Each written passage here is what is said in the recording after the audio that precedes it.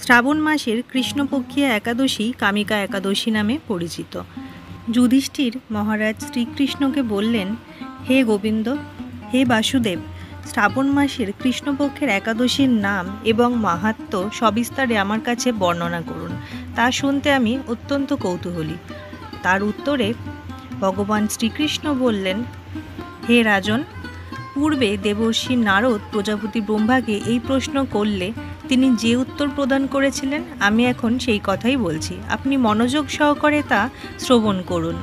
এক সময় ব্রহ্মার কাছে ভক্তশ্রেষ্ঠ নারদ জিজ্ঞাসা করলেন, হে ভগবান, শ্রাবণ মাসের কৃষ্ণপক্ষী একাদশীর নাম কি?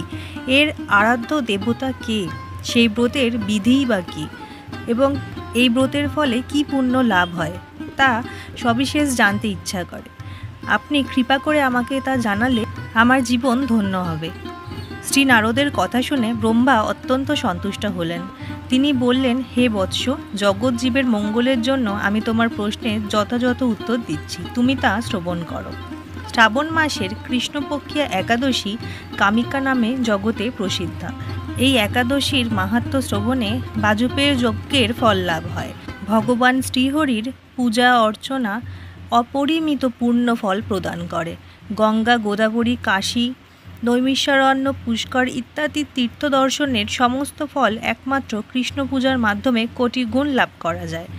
সাগর ও অরণ্যযুক্ত পৃথিবী দানের ফল, দুগ্ধবতী গাভী দানের ফল অনায়াসে এই ব্রত পালনে লাভ হয়। যারা পাপমুক্ত সাগরে নিমগ্ন, এই ব্রতই তাদের উদ্ধারের একমাত্র সহজ উপায়। এরকম পবিত্র পাপনাশক শ্রেষ্ঠ ব্রত আর জগতে নেই। শ্রীহরি স্বয়ং এই মাহাত্ম্য কীর্তন করেছেন। রাত্রি জাগরণ করে যারা এই ব্রত পালন করেন তারা কখনো দুঃখ দুর্দশাগ্রস্ত হন না। এই ব্রত পালনকারী কখনো নিম্নজনী প্রাপ্ত হন না। কেশবপ্রিয়া তুলসী পাত্রে যিনি শ্রীহরির পূজা করেন, পদ্মপাতায় জলের মতন তিনি পাপে নির্লিপ্ত থাকেন। তুলসী পত্র দিয়ে বিষ্ণু পূজায় ভগবান যেমন সন্তুষ্ট হন, মণি মুক্তাদি মূল্যবান রত্ন মাধ্যমেও তিনি তেমন প্রীত হন না। যিনি কেশবকে তুলসী মঞ্জরি দিয়ে পূজা করেন তার জন্মার্জিত সমস্ত পাপ ক্ষয় হয়ে যায়। এ প্রসঙ্গে ব্রহ্মা বললেন, হে নারদ, যিনি তুলসীকে প্রত্যহ দর্শন করেন তার সকল পাপরাশি বিদরিত হয়ে যায়। যিনি তাকে স্পর্শ করে তার পাপমলিন দেহ পবিত্র হয়। তাকে প্রণাম করলে সমস্ত রোগ দূর হয়। তাকে জলসিঞ্চন করলে যমও তার কাছে আসতে ভয় পান। তাই হে কৃষ্ণ ভক্তি প্রদায়িনী, তোমায় প্রণাম করি। যে ব্যক্তি হরিবাসরে ভগবানের সামনে দীপদান করেন, চিত্রগুপ্তও তার পুণ্যের সংখ্যা হিসাব করতে পারে না। তার পিতৃপুরুষেরাও পরম তৃপ্তি লাভ করেন।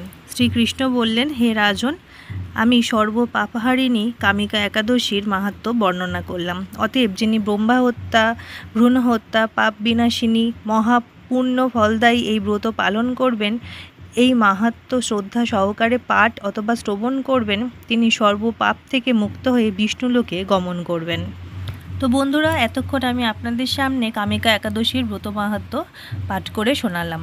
আর আমি অবশ্যই সবাইকে বলবো যে কামিকা একাদশীর দিন অবশ্যই এই ব্রতটি একবার শ্রবণ করবেন, কারণ এই ব্রত পালনে পাপ ক্ষয় হয় আর কতটা পুণ্য অর্জন হয় তা তো আমি এতক্ষণ আপনাদের বর্ণনা করলাম।